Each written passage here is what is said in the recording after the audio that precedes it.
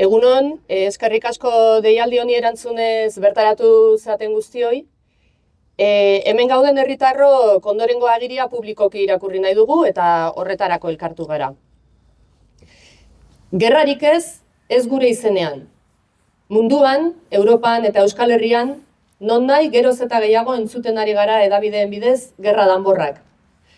Egoeraz jabetuta, hainbat herritar bildu gara, gerrarik ez gure izenean leloaren inguruan. Ez gara kolektibo bat, herriko jende arrunta baizik. Herritar independenteak gara. Naiz eta gerra bat eta berbera izan, fronte ugari daude martxan munduan.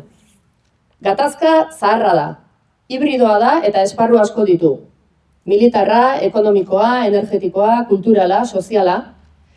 Hamarkadetako gatazkez gain, egunetik egunera fronte gehiago jartzen dituzte martxan. Ukraina, Palestina, Libano, Siria, Sahara, Yemen, Sudan, Somalia, Myanmar edo Birmania. Hori nahikoa ez balitz, fronte berriak irekin nahian dabiltza. Georgia, Moldavia, Hego Korea, Irak. Gatazka horietan guztietan, NATO eta bere bazkideak sarturik daude zuzenean edo zeharka. Noski, beraien interesak babesteko eta ez herritarronak. Orain, egoera inoiz baino latzagoa eta arriskutsuagoa bilakatu da. Uneotan, badago mundu mailako gerra nuklearra bihurtu daitekeena eta lehertzeko zorian dagoena. Ukrainakoa hain zuzen ere.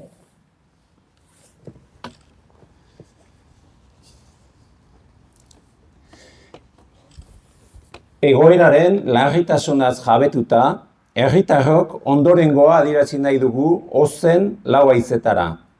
Gerrari ez. Hedabideen bitartez, Ukrainako gerra eta Palestinako sarraskia jarraitzen ditugu ia zuzenean.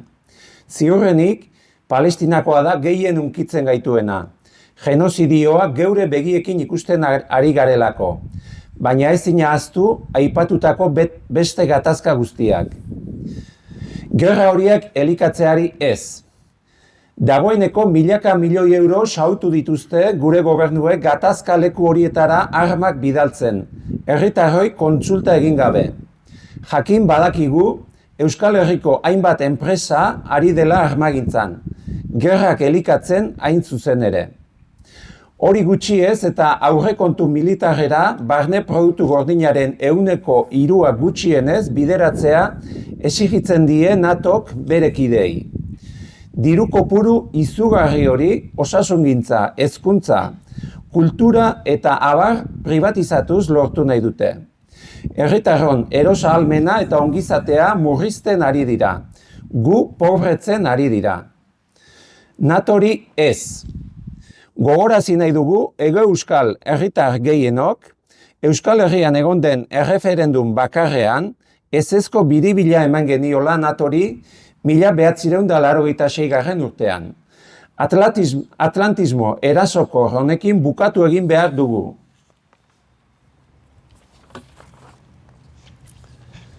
Soldaduzkari ez. Soldaduzka berriro inposatu nahian dabiltza Europako hainbat herrialdetan. Horren ahotsak dabiltza eta herrialde batzuetan dagoeneko soldadutza berrezarri dute edo baldintzak zorroztu dituzte. Datozen urteotan Europan Errusiarekin gerra bat egongo dela argudiatuz. Desinformazioari ez. Negargarria da hedabide gehienek gai hauetaz eskaintzen duten alde bakarreko ikuspegia eta informazio lerratua. Egiten duten propaganda gerrazalea eta NATOren zuriketa lotsagarriak dira, gerra urte, gezur urte.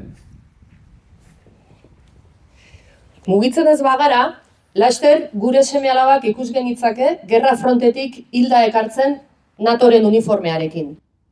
Egoera latz eta bortitzonen aurrean, NATOtik ateratzea eta gatazkan parte hartzen duten alde guztiek gerra egiteari ustea beste irtenbiderik ez dugu ikusten. Manifestu honen bitartez, ondorengoa exigitzen dugu. Lehenengo, Euskal Herriko udalek, diputazioek eta gobernuek NATOrekin harremanak puskatzea eta horretarako lan egitea exigitzen dugu. Bigarren, Euskal Herriko udal, diputazio eta gobernuei irmo eskatzen diegu ordaintzen ditugun zergen zentimo bakar bat gehiago ez bideratzeko ez Ukrainako gerrara, ez beste inongo gerrara. Ez da arma bakar bat gehiago bidaltzeko ere. Eta hirugarren, Frantziako eta Espainiako estatuetako gobernuei Euskal Herriak bozkatutakoa errespetatzeko eta NATOtik ateratzeko exigitzen diegu. Herritarrei dei egiten diegu eskaera hauek bere egin eta mobiliza daitezen. Gerrarik ez, gurekin ez kontatu. Ez gara zuen gerrara joango. Ez dizkizuegu gure seme-alabak entregatuko.